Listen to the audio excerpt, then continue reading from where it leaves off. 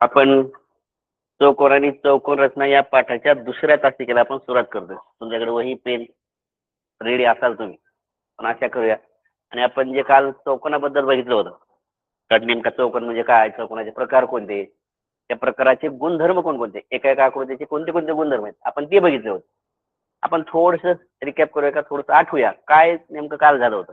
आपण चौकोन कशाला म्हणतो, मग चौकोनाची थोडीशी बेसिक माहिती आपण घेतली होती. काय, चार बाजू, चार कोण, बंदिस्त झालेली आकृती, अशाच पद्धतीला आपण काहीतरी चौकोन म्हणलं होतं.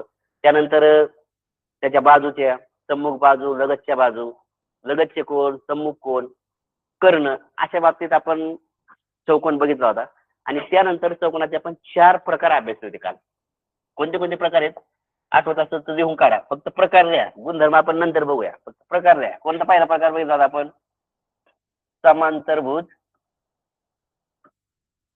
समांतरभुज चौकोन बघितला होता, बरोबर. त्याच्यानंतर काय बघितला होता दुसरा, याचेच सब प्रकार, म्हणजे याच्यातले प्रकार बघितले आपण. मग समभुज पाहिला होता, समभुज चौकोन, चौकोनाचं मी चिन्ह आहे, तुम्ही नाव लिहायचं, नाव लिहा. त्याच्यानंतर आपण पाहिला होता आयत, आणि त्याच्यानंतर पाहिला होता आपण चौरस, बरोबर. आपण हे चार चौकोनाचे प्रकार अभ्यासले होते. आज आपल्याला त्याच्या पुढचे दोन प्रकार अभ्यासायचे. त्याच्यापेक्षा मी थोडस पटपट आपण याचे गुणधर्म एकदा समजून घेऊया, की कसे कसे गुणधर्म आहेत.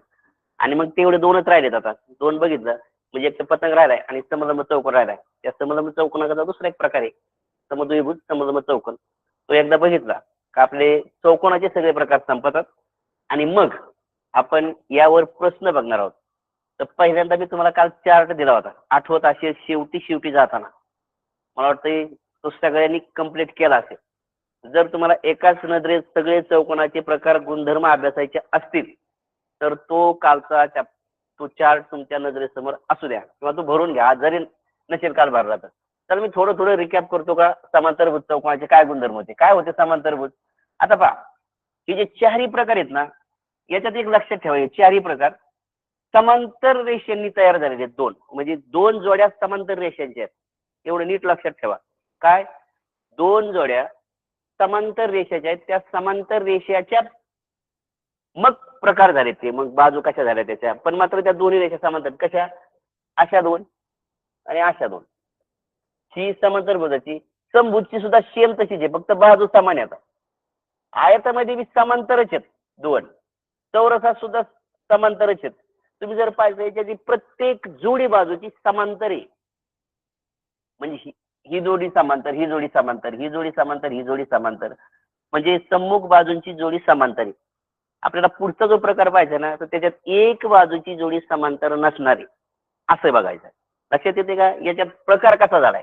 मग आपण समांतरभुज चौकोनाचं पाहिलं होतं, काय बघितलंय का, मग याचे कर्ण कसे आहेत, बाजू कशा आहेत, या बाबतीत काही गुणधर्म अभ्यासले होते. त्यानंतर समभुज चौकोनाचे काही गुणधर्म अभ्यासले, आयताचे काही गुणधर्म अभ्यासले, आणि सगळ्यात जास्त गुणधर्म आपण कशाचे अभ्यासले होते, चौरस. सगळे गुणधर्म आपल्या पुढे येतात, चौरसामध्ये येतात. ओके, तर आज आपण डायरेक्ट पुढच्या चौकोनाकडे जाऊया. आणि मग सगळेच एकदा चौकोन झाले का पुन्हा फास्ट मध्ये एका एका चौकोनाचे गुणधर्म अभ्यास, आणि मग आपण प्रश्न उत्तराकडे जाऊया. टाका आता शेवट, म्हणजे जो आपल्याला चौकोन बघायचा आहे तो घ्या. पुढचा प्रकार आहे सम लंब चौकोन.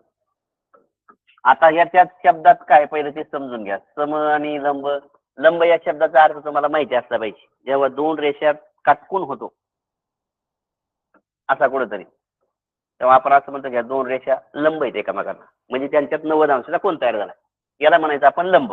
मग आता चौकोन असा आहे का, त्याच्यात मग तुम्हाला शंका येईल का, एखादा चौकोन असा आहे का त्याच्यात काही लंब वगैरे होते का, तर बघूया आपण कसे. आता आतापर्यंत आपण काय पाहिलं होतं ते बघूया. आपण आतापर्यंत असे चौकोन बघत होतो का ज्यांच्या दोन्ही बाजूच्या सम्मुख जोड्या समांतर आहेत. आता इथं मात्र एक्झॅक्ट थोडंसं उलट करायचंय, एक बाजू असमांतर करायची आणि एक बाजू समांतर ठेवायची. कसं बघा, मी ही बाजू समांतर ठेवतो, कारण समांतरच आहे ना. आणि आता दुसरी बाजू मी असमान ठेवतो, म्हणजे ती एकमेकाला समांतर नसली पाहिजे.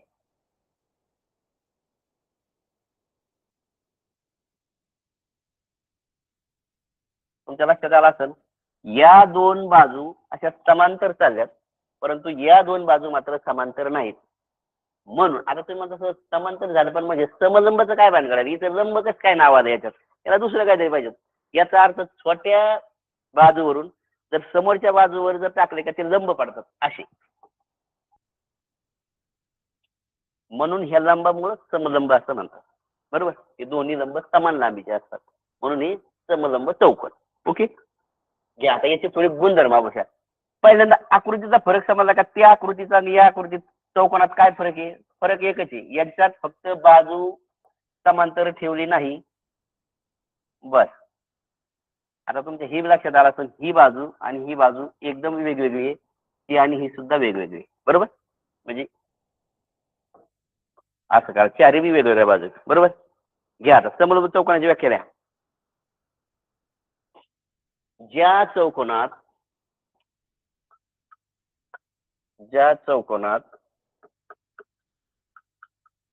सम्मुख बाजूंची एकच जोडी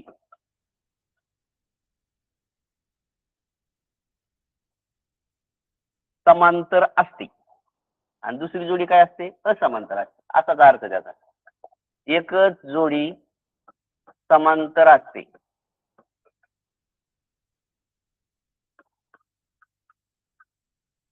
त्या चौकोनाला समलंब चौकोन म्हणतात.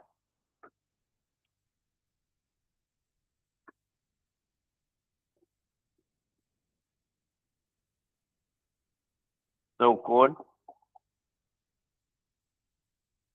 म्हणतात. आकृती काढून घ्या समलंब चौकोनाची आणि आता याचे आपण गुणधर्म घ्या. एवढं फास्ट लिहून घ्या नाही तर स्क्रीनशॉट घ्या. तुम्हाला जसं योग्य वाटेल तसं करा. एकच जोडी समांतर असते. आता त्या चारही प्रकाराच्या दोन्ही जोड्या समांतर होत्या याच्यात फक्त एकच जोडी समांतर आहे त्याच्यावरून याचे प्रकार पडत चालेल. बरोबर. झालं काय समलंब चौकोन. आता याची आकृती काढा अशी काढून घ्या ना. एक जोडी समांतर करा एक जोडी असमांतर करा कशी करा फक्त एक करू नका. ह्या दोन्ही बाजू समान म्हणजे लांबीच्या दाखवू नका कारण मग त्याच्यात आणखीन एक प्रकार पडतोय तो वेगळा आहे थोडासा. फक्त ही बाजू आणि ही बाजू सारख्या लांबीची नसेल एवढीच काळजी घ्या. असमानता आपोआपच होणार आहे ती.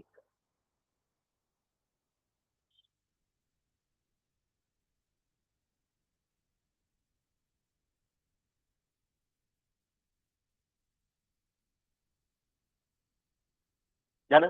हा आता थोडस एखादं एक एवढं एक लक्षात ठेवायचंय का काय पहिलं ते समजून घ्या.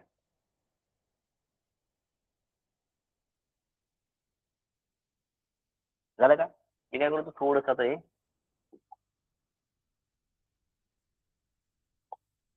थोडीशी आकृती अशी मोठी काढतो मी तुमच्या दिसेल तुम्हाला सगळ्यांना. बरोबर. कारण मला एक कोणाचा गुणधर्म तुम्हाला इथं समजून द्यायचा आहे आणि मग काढा आकृती काढली.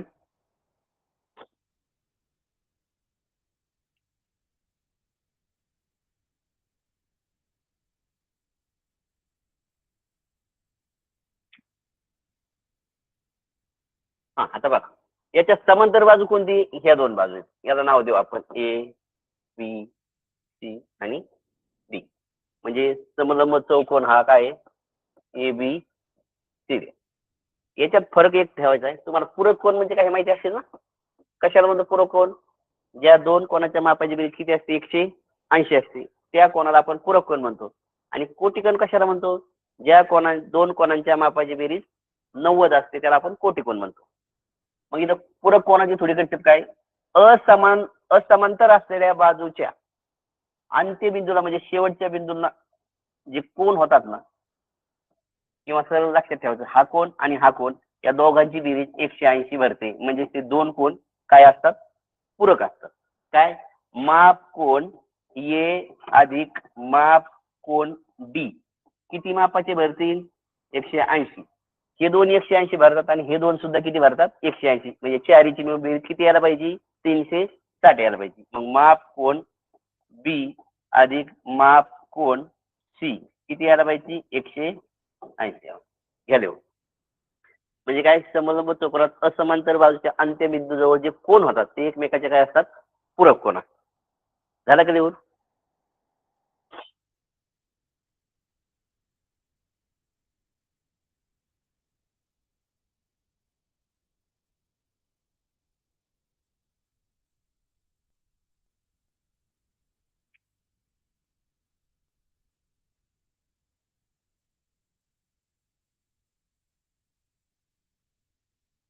ओके. आता समलंब चौकोनाचा पुढचा प्रकार घ्यायचा. आता याचा प्रकार पडलाय म्हणजे समलंब चौकोनाचाच काय प्रकार आहे.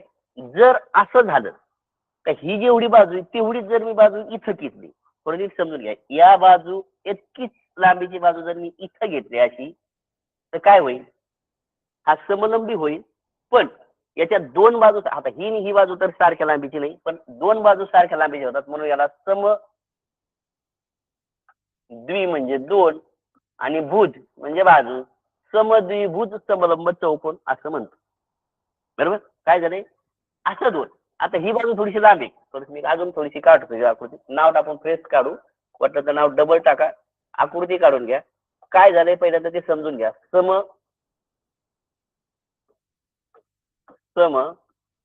द्विभुज समलंब चौकोन, इथं तुम्ही शब्द लिहायचं काय, असा समलंब चौकोन का ज्याच्यात असमांतर जी बाजू काढली होती ना आपण, आता बघा ही समांतर बाजू आहे,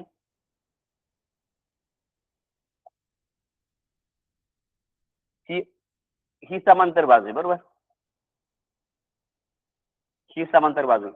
आपण मागच्या वेळेस समलंब चौकोनात काय काढतो, ही जी बाजू काढली का नाही आणि ही जी बाजू काढली होती ही एक सारखी नव्हती. आता मात्र तुम्हाला ही जेवढ्या लांबीची ना तेवढ्याच लांबीची ही काढायची.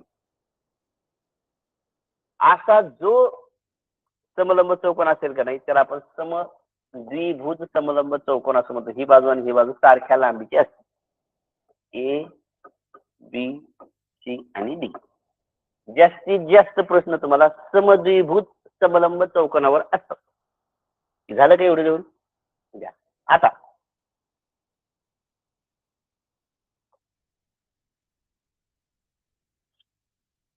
आता गुणधर्म द्या काय झाले याच्यात. मग आता समद्विभुज समलंब चौकोन कसं म्हणणार, असाच ज्या समलंब चौकोनात असमांतर जी बाजू आहे ती कशी असल्या पाहिजे, एक रूप असल्या पाहिजे. मग लिहा, मी सांगतो ते लिहा. ज्या समलंब चौकोनात ज्या समलंब चौकोनात दिसतंय ना तुम्हाला, ज्या समलंब चौकोनात असमांतर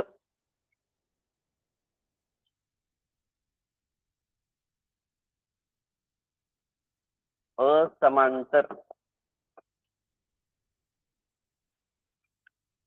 बाजूंची जोडी एक रूप असते,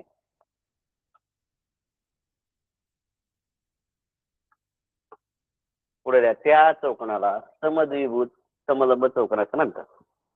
ही जोडी एक रूप आहे आणि समलंब चौकोनात नव्हती. आता याचे गुणधर्म येतात महत्वाचे. काय, मी याला कर्ण काढून घेतो.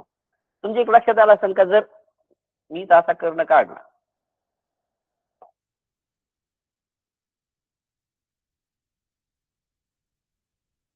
तर तुमच्या लक्षात आला असेल हे दोन्ही कर्ण एक रूप असतात, म्हणजे समान लांबीचे असतात.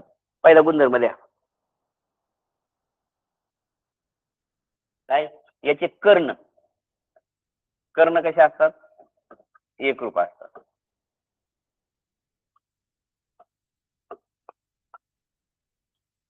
बरोबर.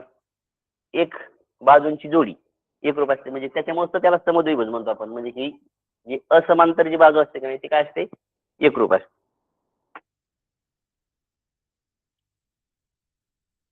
आणि याच्यात सगळ्यात महत्वाचं जर लक्षात ठेवायचं जर काय असेल तर कोणाच्या बाजू. आता बघा आपण बाजूचा एक गुणधर्म दिला, कर्णाचा दिला, आता कशाचा राहिलाय, कोणाचा. तर मग आता कोणाचा लिहायचा आहे कसा, तर मग यामध्ये टोका टोकाचे जे कोण असतात ना, हे हे एक रूप असतात.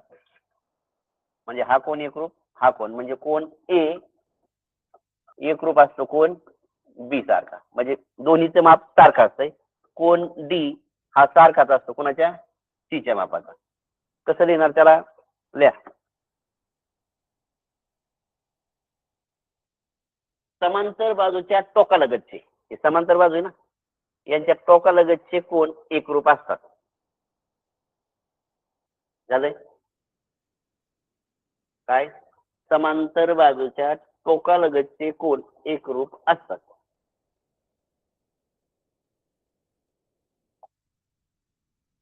आता एक शेवटचा चौकोनाचा प्रकार घ्यायचा आहे, पतंग. तुम्ही उडवता तो पतंग तसाच आकाराचा, बरोबर.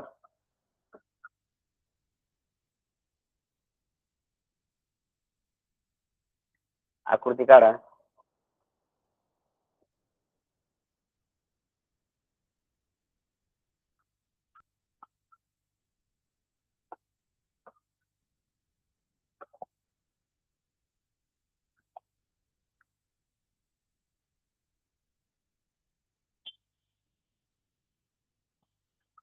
घे पटपट काढून चला.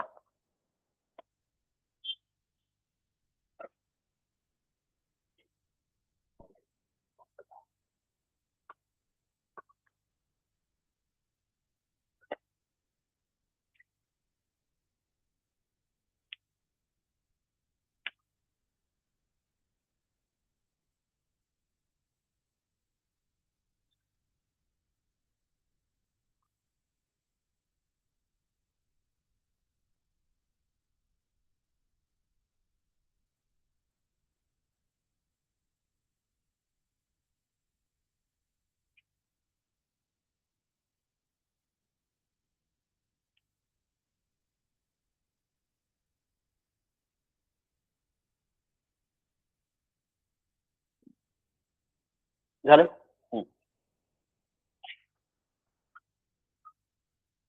घ्या ना. आता बघा तुमच्या एक लक्षात आला असेल, तुम्ही जर पतंगाची आकृती काढली तर ही बाजू आणि ही बाजू समान लांबीची असते, ही बाजू आणि ही बाजू समान लांबीची असते. म्हणजे काय, आता एक एक आपण पतंग कशाला म्हणतो ते द्या. ज्या चौकोनाच्या लगतच्या बाजूच्या, ज्या चौकोनाच्या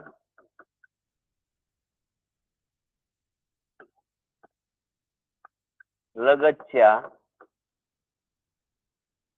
बाजूच्या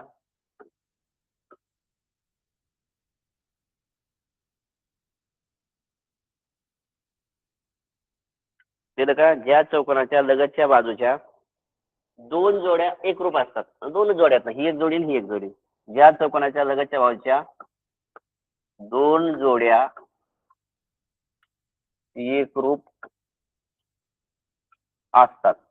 आता तुमच्या एक लक्षात आलं असेल, आपण कशी आकृती तयार झाली पहिले ते समजून घ्या.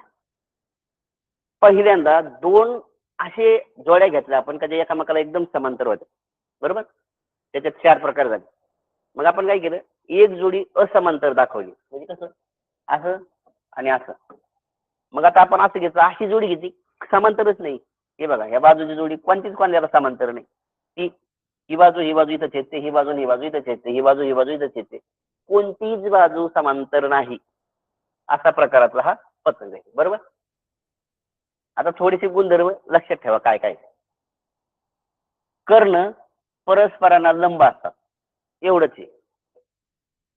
परस्परांना काय असतात, लंब असतात. दुसरं असं लक्षात आलं का, फक्त इथं काटकोन करतात एवढं ध्यानात ठेवायचं. दुभागतात तसा प्रकार नाही. तुम्ही माझं इथं तर दोन भाग झालेत पण ते कोणत्या कारणाचे झाले, फक्त याच कारणाचे झाले, या कारणाचे झालेले नाहीत. म्हणजे काय, कर्ण परस्परांना लंब असतात, हा एक प्रकार. सम्मुख कोणाची एक जोडी एकरूप असते. आता याच्यात सम्मुख कोण कोणता, हा आणि हा, हे जे कोण आहेत ना हे एकरूप असतात.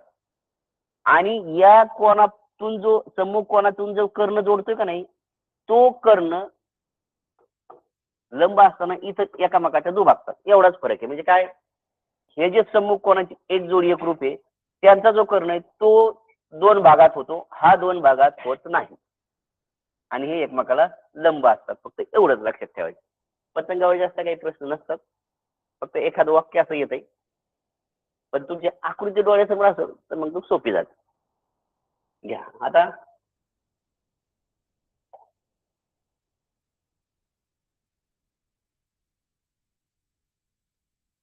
होईल का प्रश्न. हा, पहिला प्रश्न आलाय काय बघा. आता प्रश्न काय ध्यानात ठेवायचा आहे, आता सगळ्या आकृत्या थोड्याशा नजरेसमोर आणायच्या आणि काय काय गुणधर्म आहेत ते थोडं थोडं लक्षात ठेवायचं.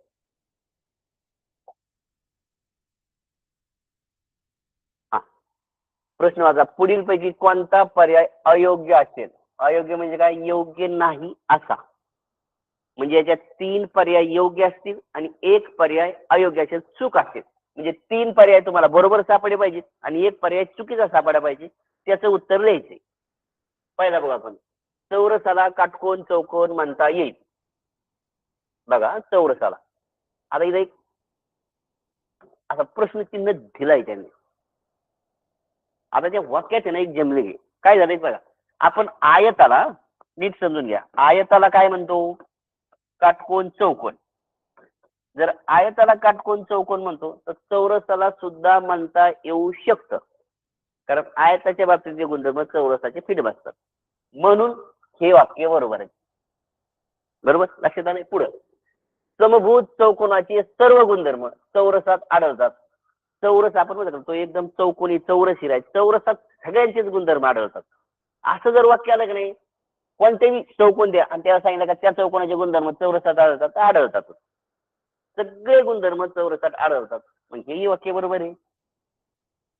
चौरसाची बाजू दुप्पट केल्यास क्षेत्रफळ चौपट होईल. आता मग ते थोडं समजलं पाहिजे. काय? समजा आता मी चौरस इथं काढा. हे जर वाक्य एखादं नाहीच कळलं क्लिक काय करायचं ते सांगतो तुम्हाला. जर लक्षात असं नाही आलं तर मी असा चौरस घेतला ज्याची बाजू 2 आहे. बरोबर? याचं क्षेत्रफळ किती? बाजूचा वर्ग म्हणजे याचा वर्ग आला 4. आता याचं मी दुप्पट करतो. दुप्पट करायचं म्हणजे मी याचं जर 4 केलं तर याचं किती होतंय? 16. मग तुमच्या लक्षात आलं असेल याचं 4 पट झालंच नाही. 4 चूक 16. म्हणजे काय? बाजू दुप्पट केली त्या क्षेत्रफळ काय होतंय? चौपट होतंय. हेही बरोबर आहे. आता जर 3 बरोबर असतील तर चौथं तर मग चुकत असायला पाहिजे, कारण पर्यायात उत्तर तर पाहिजे. पण चला आपण त्याचा थोडासा विचार करूया. काय? चौरसाचे सर्व गुणधर्म समांतरभुज चौकोनात आढळतात असं नाही होत. ते उलट झाले. समांतरभुज चौकोनाचे सगळे गुणधर्म चौरसात आढळतात, पण चौरसाचे नाही आढळत. कसे आढळते? चौरसाचे 4ही कोण काटकोनाचा. समांतरभुज मध्ये असतो का काटकोन? नसतो. याचे कर्ण परस्परांना काटकोनात दुभागतात.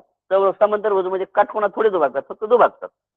हे गुणधर्म तुमच्या लक्षात असले पाहिजे. म्हणजे हा जो पर्याय आहे हाच अयोग्य आहे. म्हणजे आपलं उत्तर कोणतं असलं पाहिजे? 4. कळलंय?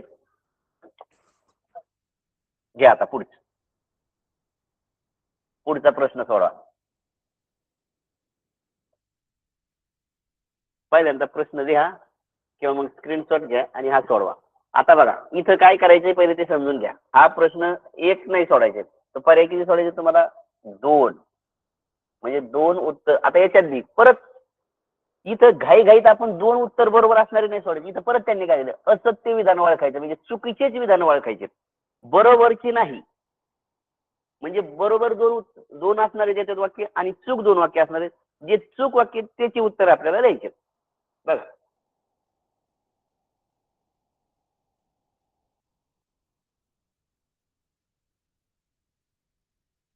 आता पूर्णतः जर समजा असं आलं का नाही, याच्यात बघा एका चौकोनाच्या बाबतीतली माहिती सगळी. म्हणून तुम्ही काय सांगता का प्रत्येक चौकोनाचे सगळेचे सगळे गुणधर्म तुम्हाला माहिती असले पाहिजेत. कोणते गुणधर्म? बाजूचे गुणधर्म, कोणाचे गुणधर्म आणि कर्णाचे गुणधर्म माहिती असले पाहिजे. मी जर समभुज चौकोन काढला,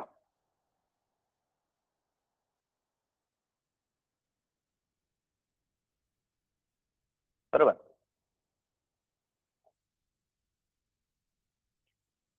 समभुज चौकोनाचे कर्ण परस्परांना दुभागतात, हे तर बरोबरच आहे. दुसरं, परस्परांना लंब बी दुभागतात. दुभागतात का लंब? तर हा इथं काटकोन होतो.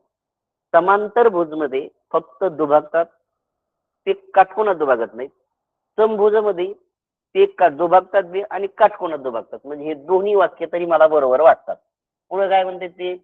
समभुज चौकोनाचे सर्व कोण एकरूप असतात. सर्व कोण कसे एकरूप असतात? दिसतात ना, दिसतंय तुम्हाला हा कोण छोटा आहे, हा कोण मोठा आहे, दिसतच नाही. ते एकरूप असणारच नाही. म्हणजे हे वाक्य चुकीचं आहे. पुढे काय बघा, समभुज चौकोनाचे कर्ण एकरूप असते. कसे असतील एकरूप? समजा मी अशी आकृती काढली,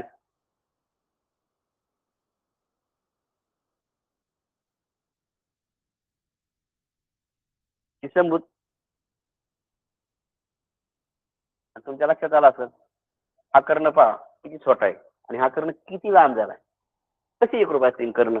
कर्ण एकरूप नसतात. म्हणजे हे वाक्य चुकीचं आहे. मला उत्तर नेमकं कोणते द्यायचे? मग 1 2 देऊ का 3 4 देऊ? काय द्यायचे? 2 असत असत्य विधानं द्यायची आहेत. मग असत्य तर हेच आहेत. म्हणजे माझं उत्तर असेल 3 आणि 4. झालंय? चला आता आपण पुढच्या प्रश्नाकडे जाऊया.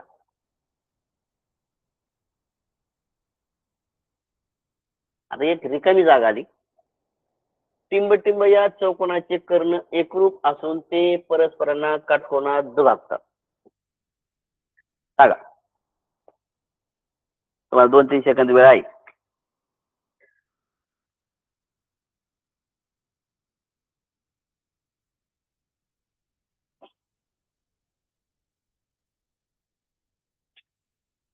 आता पहा याच्यात आहे ना 2 शब्दावर कीवर्डवर पक्क लक्षात ठेवायचं. नेमकं दुभागतात म्हणतात का काटकोनात दुभागतात म्हणतात? कारण इथं 2 कंडिशन वेगवेगळ्या आहेत. नुसतं दुभागणं वेगळं आणि काटकोनात दुभागणं वेगळं. दुभागून त्याच्यात 90चा कोन झाला पाहिजे. अशी सिच्युएशन कोणत्या आकृतीला होती? आता आपण एक-एक आकृतीत थोडासा विचार करूया. कधी-कधी जर हे असं सुचलं नाही, ऐन वेळेस तिथं काही आठवलंच नाही, तर मग कसं सोडायचं? तर पर्याय ना, नाही उत्तर कोणतं आहे? कोणतं उत्तर असूच शकत नाही याच्याकडे जायचं. आता उदाहरणार्थ बघा,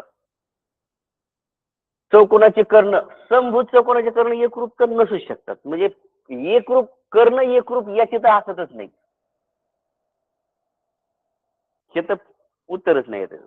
म्हणजे काय मी काय सांगतो, मला उत्तर माहित नाही, मला उत्तराच्या एकदम जवळ जायचंय. तर मी उत्तराच्या जवळ कसं जाणार ते बघा. आता नंतर मी बघणार आहे का समांतरभुज चौकोनामध्ये मला एक माहिती आहे का कर्ण दुभागतात, तर ते काटकोनात दुभागत नाहीत. बरं दुसरं असं समांतरभुज चौकोनाचे कर्ण एकरूप असतातच असं नाही. म्हणजे हे उत्तर नाही. आता फक्त माझं हे 2 राहिले. मला उत्तर जर द्यायचं असेल, चान्स म्हणतो आपण 50-50 जर चान्स घ्यायचा असेल, तर मला या 2 पर्यायामध्ये आता विचार करायचा आहे. मग आता आयत देऊ की चौरस देऊ हा मुद्दा राहिला. मग यासाठी काय करायचंय थोडेसे जर आकृत्या तुमच्या जर लक्षात आल्या असतील.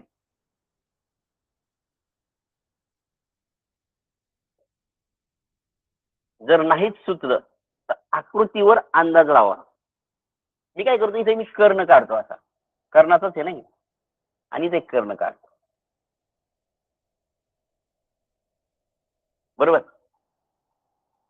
आता बघ काटकोनाचं एक वैशिष्ट्य असते. जर एका साईडला काटकोन झाला ना तो दुसऱ्या साईडला बी काटकोनाचा असतो. म्हणजे कसं जर उदाहरणार्थ 2 रेषा जर अशा काटकोनात छेदत असतील ना तर इकडे जर काटकोन होणार असत तर इकडे बी काटकोनच असतो.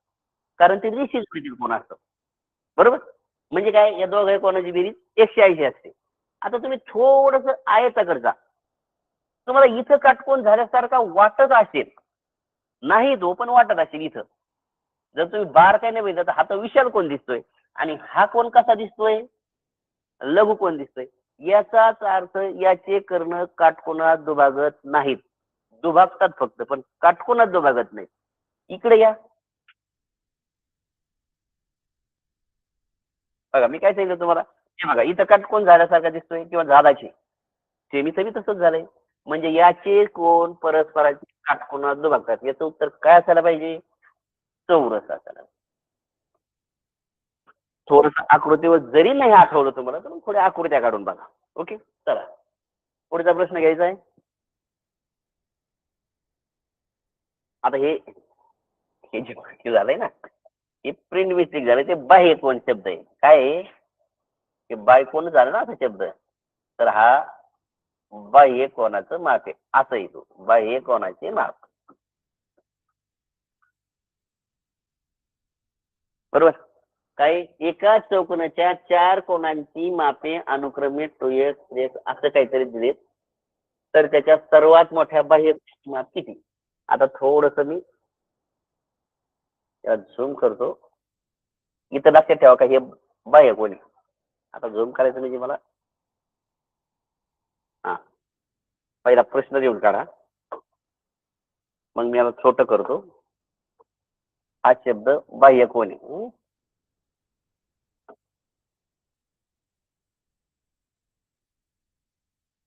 खरं आहे झालंय. प्रश्न लिहिलाय. प्रश्न पहिला समजून घ्या काय म्हणते ते प्रश्न. एक चौकोन आहे त्याची 4 कोणाची माप दिलीत. आता तुम्हाला सगळ्यात महत्त्वाचे जे सगळ्या कोणांची माप पहिल्यांदा काढायची आहेत. बरोबर. जो सगळ्यात छोटा कोण असतो त्याचा सगळ्यात मोठा बाह्य कोण असतो. असं काही का बघा काढून तर पहा अगोदर. किती एक आहे ते सर्व. पहिल्यांदा कोणाची माप काढा. झालाय का प्रश्न लिहून झालाय का? मी याला छोटं करून थोडस म्हणजे मला जागा हे होईल. बरोबर.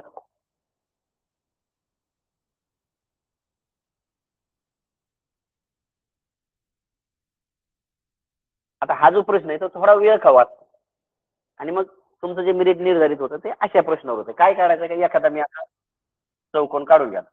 कोणताही काढा. तुम्हाला ज्या 6 प्रकारे फक्त कोणताही काढून घ्या. चला काढलंय.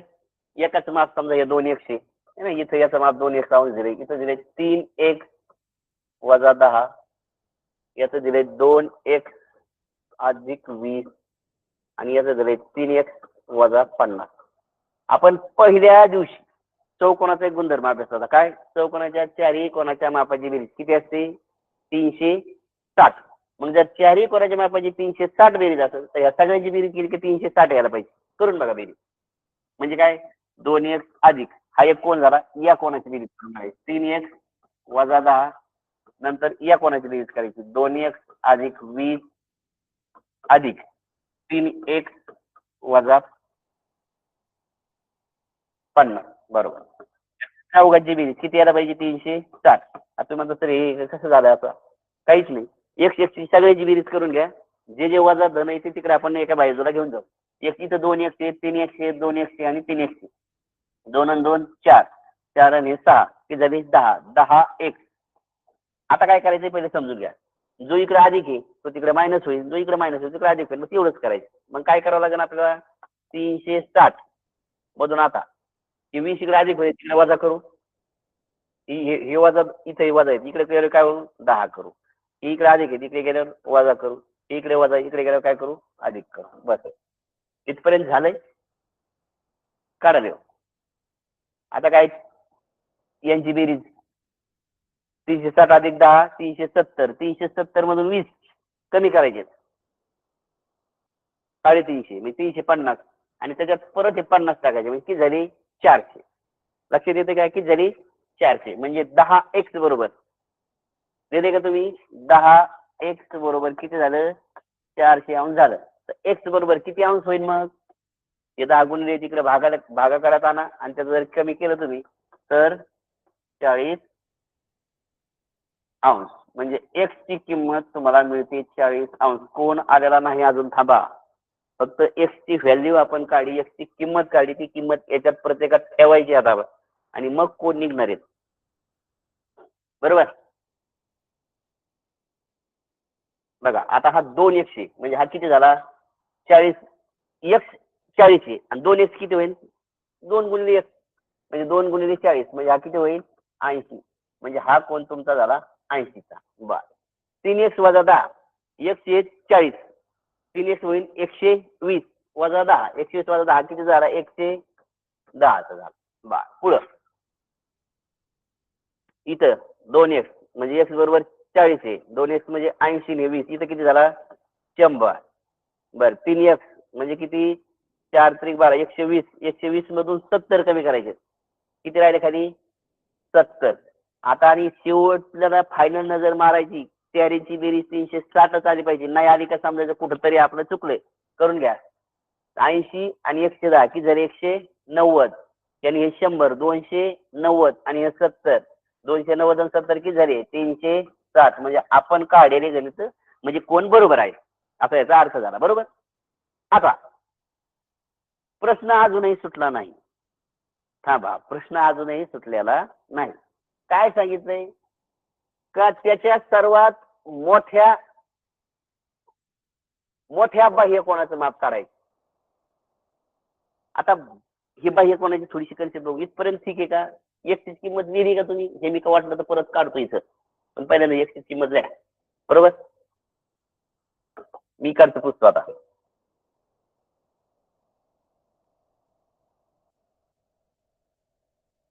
एक एक कोण आपण वाटलं तर काढून घेऊ. ज्यांना जर नाहीच काढता आला टपकन तर काहीला नसेल. पहिला कोण काय होता? 2 एक्स. 2 गुणिले एक्स ची किंमत आहे 40. किती आला पहिला कोण? दुसरा कोण कोणता आहे तो घ्या. 3 एक्स वजा 10. 3 गुणिले 40. 4 त्रिक 12 म्हणजे 120 वजा 10 बरोबर किती झाले? 100. 10 अंश लिहा फक्त इथं. नंतर तिसरा, ठीक आहे, 2x अधिक 20, 2 गुणिले 40, 40 दोन्ही 80, हे 20 बरोबर किती झाले 100. चौथा कोण क्रिया काय 3x वजा 50 बरोबर 3 गुणिले 40, 4 त्रिक 12 म्हणजे 120 वजा 50 बरोबर किती झाले 70. म्हणजे आता चारही कोण आपण काढले. ओके, इथपर्यंत लिहून काढा.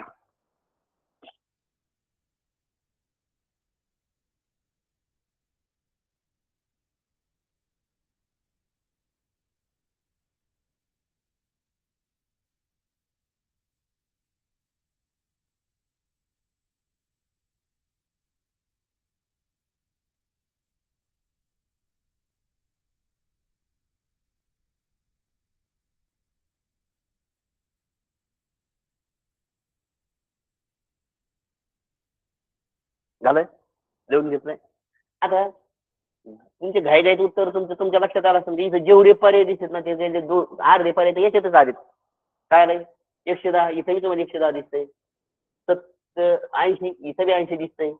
मग लगेच तुम्ही असं ठरवणार याचे 2 उत्तरं दिसतात का लगेच, असं नाही येते. थांबा, अजून गणित अर्ध्या टप्प्यात आलोय आपण.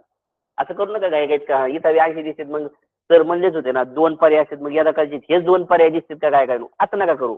अजून थांबा, इथं तसं दिलं नाही. जिथं तुम्हाला 2 पर्यायात उत्तर द्यायचे असतात तिथं कंसामध्ये लिहिलेले असते 2 पर्याय लिहा. बरोबर. आता काय करायचं बघ, मी थोडीशी कन्सेप्ट बाह्य कोणाची तुम्हाला समजून देतो. आता इकडचं पुसतो मी, कारण आता आपण कोणाचं काम संपलंय. बरोबर, कसे कसे कोण झाले ते काढ.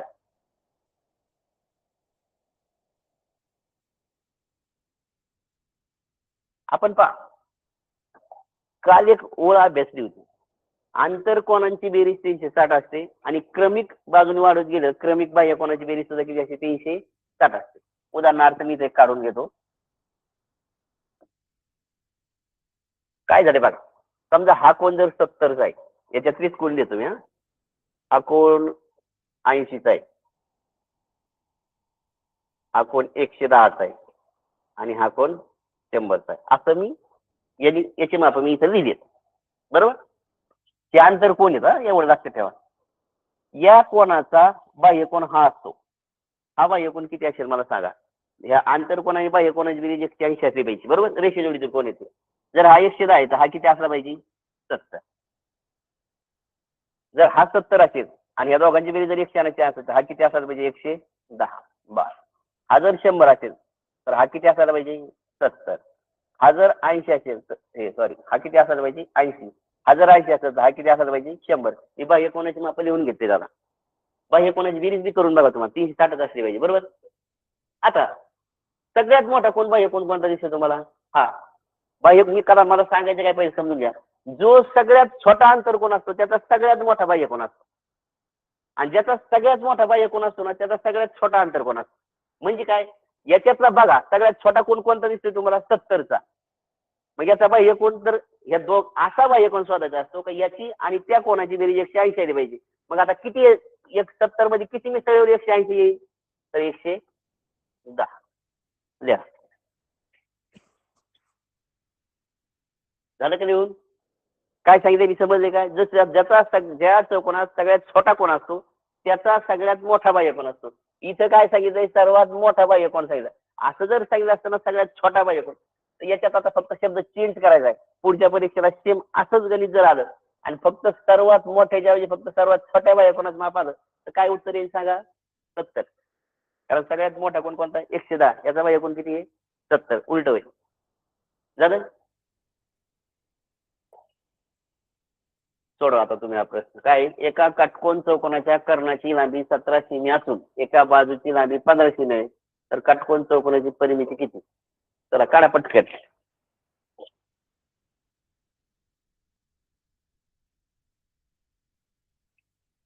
आता पहिल्यांदा हे समजून घ्या. हे काटकोन चौकोन तुम्ही म्हणता ना सर आम्ही ना तुम्ही आतापर्यंत सगळं सांगितलं पण काटकोन चौकोन कुणाला म्हणजे हे सांगितलंच नाही. असा प्रकारच अभ्यासला नाही.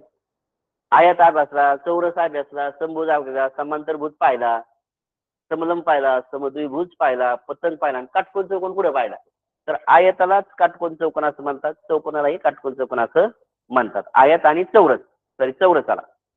जर तुम्हाला असं जर आता इथं बघा, एका कर्णाची लांबी दिली 17 आणि बाजूची लांबी दिली 15.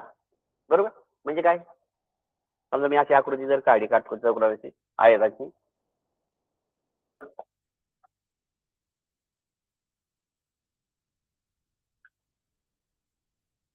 छोटी झाली का? बरं जाऊ दे.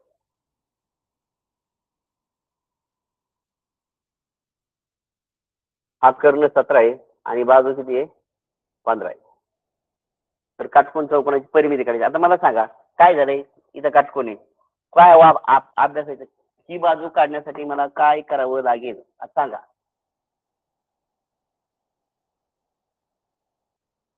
काय करावं लागेल?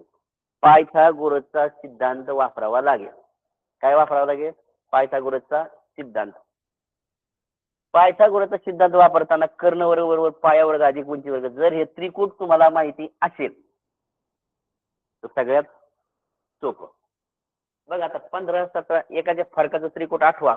त्या दिवशी आपण कोणते त्रिकूट पाहिले होते? आठवते तुम्हाला?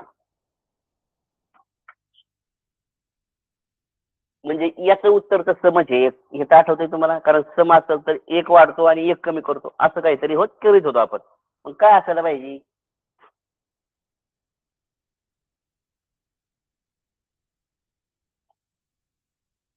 नाही तर नसेल जर तसं कळत तर मग 17चा वर्ग बरोबर 200चा वर्ग, याच्यातून 15चा वर्ग वजा करा आणि करा. या पटकन करून.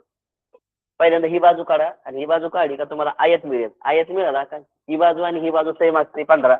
फक्त आता ही बाजू जेवढी तेवढी करून टाकायची.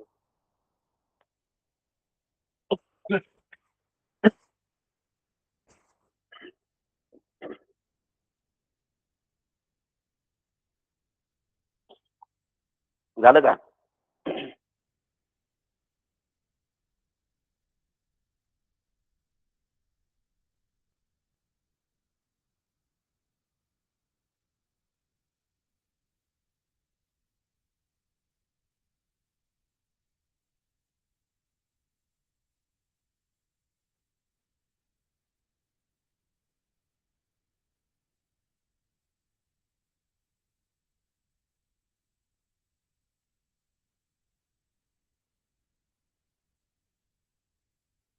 चल. आता जर तुम्हाला असं काही काढता आलं पटकन, तर दोन पद्धतीने मी तुम्हाला सांगतो कसं काढायचं ते. कर्ण वर्ग बरोबर पाया वर्ग अधिक उंची वर्ग, यांनी जर काढायचं ठरवलं तर कर्ण वर्ग किती आहे? 17चा वर्ग सांगा. 200 किती? 89. बरोबर आहे का? बरोबर. पायाचा वर्ग तसाच ठेवला अधिक उंचीचा वर्ग. 15चा वर्ग किती? 225. हा इकडे वजा करावा लागेल. 289 वजा 225 किती आले? 64. 64 कुणाचा वर्ग आहे? 8चा. म्हणजे याचं उत्तर किती आहे? 8. तुम्हाला मी असं सांगितलं होतं, जर मी तर सांगितलं होतं नाही का समज संख्या येणार आहे. का बरं तसं म्हणलं होतं? असं जर दोनच्या फारकात आलं का खाली समज येत असते. म्हणजे काय? आपण समसंख्येचा कसा काढला होता? याचा अर्धा केला होता 4. 4चा वर्ग 16. 16त 1 मिसळायची, 16तून 1 वजा करायची. आणि का हे 2 असं. बरोबर? ते आता किती आले? 8. याचे 8. काढायची काय तुम्हाला? परिमिती काढायची. सांगा परिमिती किती आहे? आता काय नुसती सगळ्यांची बेरीज तर करायची. परिमिती म्हणजे काय? आकृतीच्या कडेची बेरीज करायची बाजूची. बंदिस्त आकृती हे 15, हे 15. आता 15 दोन्ही 30 आणि 8 दोन्ही 16. 30 आणि 16 किती झाले? 46 टीव्ही कुठं दिसतंय? पहिल्याला. ओके. सगळ्यांची बेरीज करायची ना परिमिती म्हणजे. जे आता सेम असंच आहे. फक्त थोडासा विचार करायचा आहे आणि गणित सोडायचे.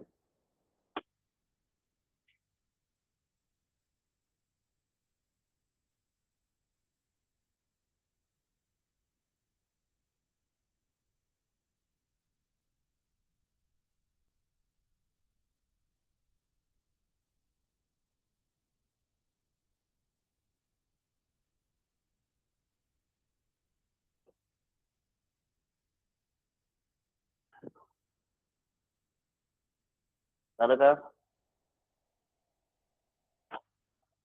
इथेही लांबी काढायची आहे त्याची. बरोबर?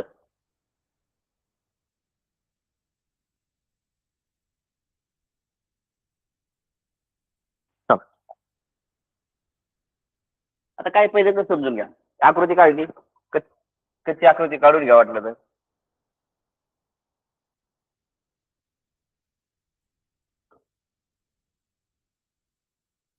त्यांचं असं म्हणणं आहे, एका आयताची लांबी, कधी कधी काही मुलांना बऱ्याच पेक्षा म्हणलं का ते थोडस नकोच, काही म्हणणं असं ती प्रश्नच नको सोडायला, एक माना एक अधिक मानावा, त्यापेक्षा तो प्रश्न स्किप करा. तुमच्या बऱ्याच असं तो प्रश्न स्किप करण्यावर जास्त जोर असतो. मग प्रश्न सोडा बघा.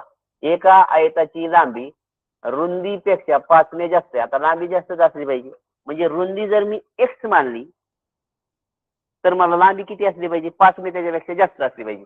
मग जर रुंदी मी एक्स मानली तर लांबी माझी x+5 असली पाहिजे, याच्यापेक्षा 5 ने जास्त असली पाहिजे. बस एवढंच आहे.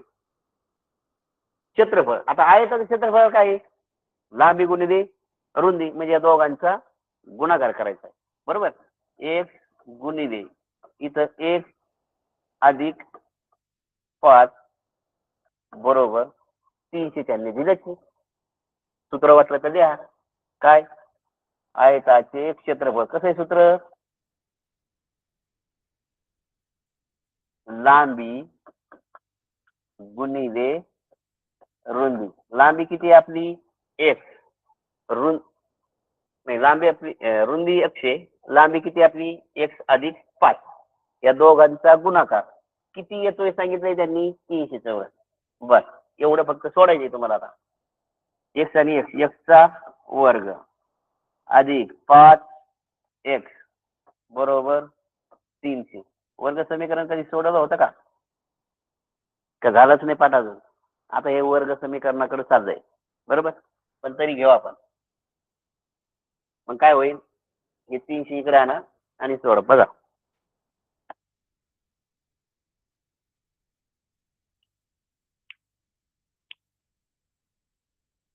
इथपर्यंत गेले तर मला पुढचं सोडायला मग.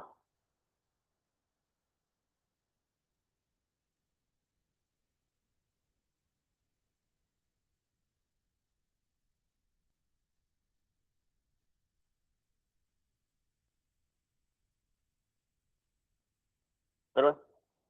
कसं कमी आता हे काय आलंय आपलं ते ध्यानात ठेवा. आपलं असं आलंय x² अधिक 5x बरोबर 300. 300 मी जर इकडे घेते, x² अधिक 5x वजा 300 बरोबर मग त्या बाजूला. हा आता सोडवा. हे समीकरण तुम्हाला सोडता येते का? काय समीकरण आहे?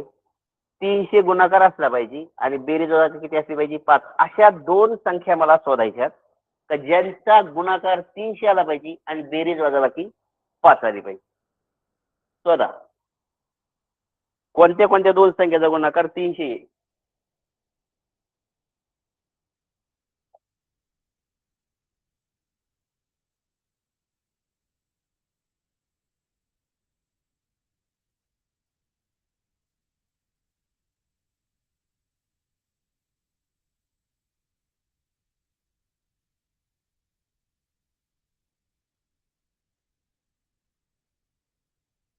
समजते का? कोणत्या दोन संख्या सापडल्यात का सापडल्याच नाही?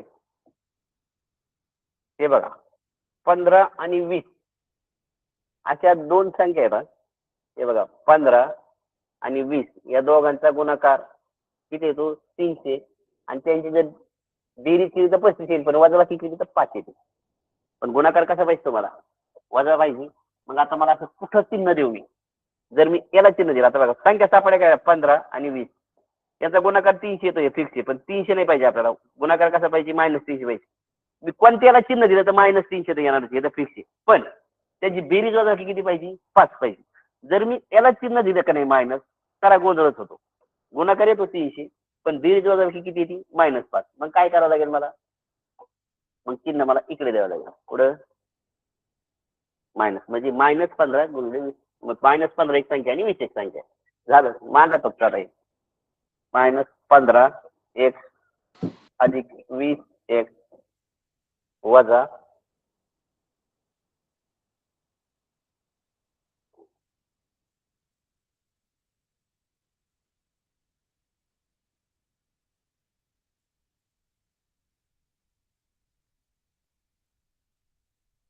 झालंय? द्या लिहून घेतो. काय x वर्ग वजा 15x अधिक 20x वजा 300. याची शॉर्ट ट्रिक आहे, पण अगोदर ही या पद्धतीने करू, मग आपण ती ट्रिक सोडू. मी आता वरच पुसतो हे आणि इथं देतो. काय होईल मग परत? आता जर वर्ग समीकरण झालं नसेल तर थोडीशी अडचणी, पण जर झालं असेल तर करू आपण सोडू. एक्स, आता याच्यातून आपल्याला कॉमन फॅक्टर काढायचे. एक्स वजा 15 इकडे अधिक 20, याच्यातून एक्स वजा 15, हे दोन्ही सारखे निघल्यात, म्हणजे एक्स वजा 15 आणि एक्स अधिक 20 बरोबर 0. एक तर हे तरी 0 पाहिजे किंवा हे तरी 0 पाहिजे. 0 आपण लिहायचं बरोबर. म्हणजे काय फॅक्टर कसे आलेला आपल्याला? एक्स वजा 15 एक किंमत आली आणि एक्स अधिक 20, म्हणजे याच्यात एक्स ची किंमत 15 आहे आणि याच्यात एक्स ची किंमत वजा 20 आहे. वजा 20 तर आपण कधी नसते बाजू, म्हणून आपण किती घेतली? 15. एक्स ची किंमत 15 आहे. जर एक्स ची किंमत 15 आहे आणि लांबी जर जास्त आहे तर ती किती असली पाहिजे? 20. तर काय सांगितलं त्यांनी? आयताची लांबी किती आहे? कुठे आहे? 20. हे बघा येत. आता हे वर्ग समीकरणात गेलेलं गणित होतं, त्यामुळे थोडासा वेळ गेला बरोबर.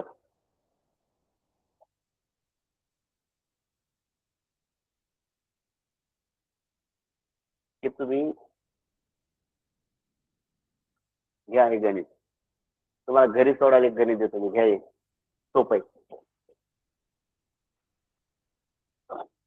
काय? एक आयत व एक चौरस यांच्या परिमिती समान आहेत.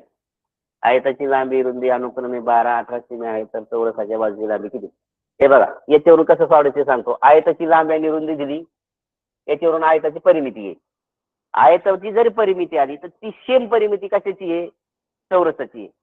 चौरसाची म्हणजे त्याला 4 ने भागायची, म्हणजे चौरसाची बाजू निघेल, बस झालं. कसं नाही कळलं का तुम्हाला? बघा आता मी सोडून देतो एवढं, मग पुढचं घ्या वाटलं तर तुम्ही याचं गणित. मी इथं एक आयत काढतो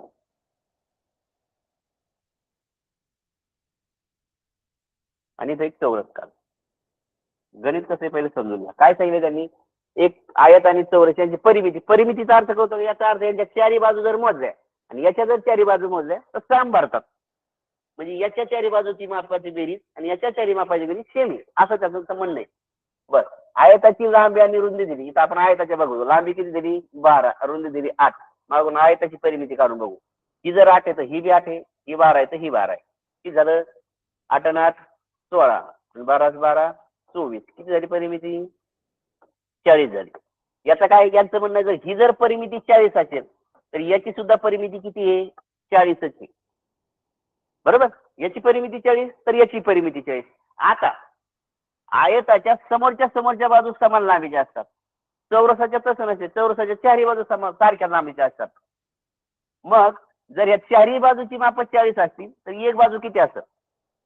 10 10 10 10 10 म्हणून 40 झाली ना परिमिती बरोबर. म्हणजे एक बाजू किती झाली? 10 झाली. त्यांनी काय सांगितलं होतं? चौरसाच्या बाजूची लांबी किती? 10. गणित खूप सोपं होतं, फक्त ते समजून घ्यायचं. आता पुढचं गणित तुम्ही सोडवा, मी हे सोडवलंय तर सेम तसंच आहे. तिथे काय होतं? परिमिती सेम होती. इथं काय दिलंय? फक्त क्षेत्रफळ.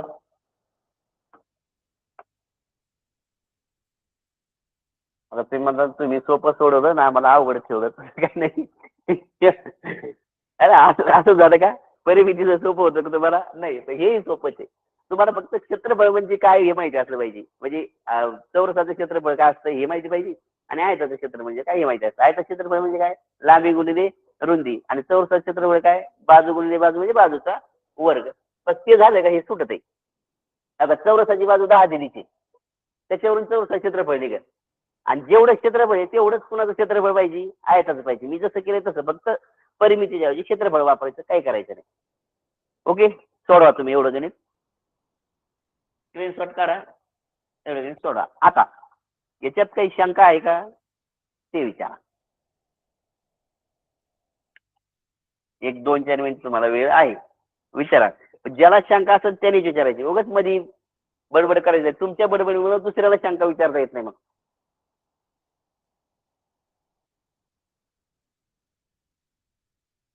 आधीचं गणित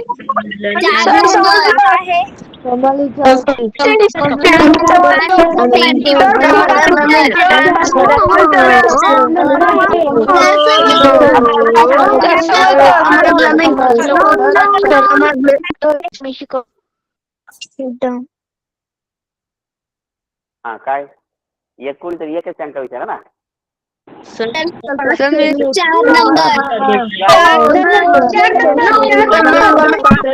बर बर बर बरोबर आहे ना 4 नंबर, कारण 10चा वर्ग 100 बरोबर.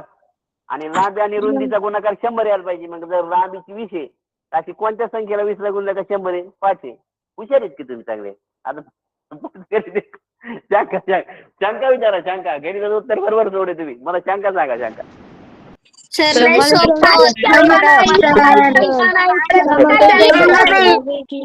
बर कुणाला शंका नाही ना?